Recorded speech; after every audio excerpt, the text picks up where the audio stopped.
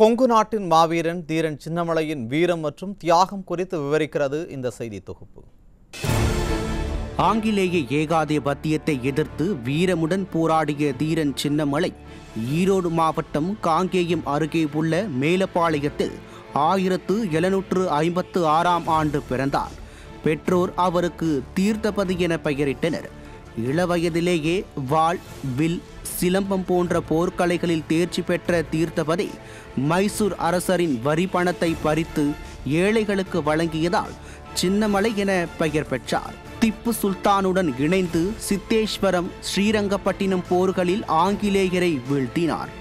1800இல் கோவை புரட்சியை திட்டமிட்டு கோவை கோட்டையை தாக்கி ஆங்கிலேயருக்கு சவால் விடுத்தார். ஓடாநிலை கோட்டையை கட்டி கொரில்லா போர் மூலம் ஆங்கிலேயரை தோற்கடித்தார்.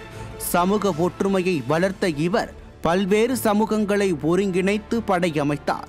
கோயில் திருப்பணிகளையும் புலவர்களை ஆதரித்து பன்னாட்டு பணிகளையும் செய்தார். ஆனால் போரில் வெல்ல முடியாத இவரை ஆங்கிலேயர் சூழ்ச்சியால் கைது செய்தனர்.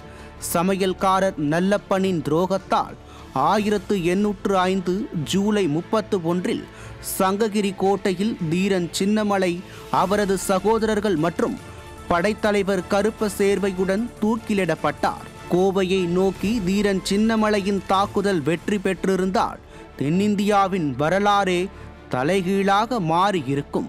நாட்டு மக்களின் உரிமைக்காகவும் சுதந்திரத்திற்காகவும் போராடிய தீரன் சின்னமலையின் வீரமும் தியாகமும் என்றும் வரலாற்றில் நிலைத்து நிற்கும்.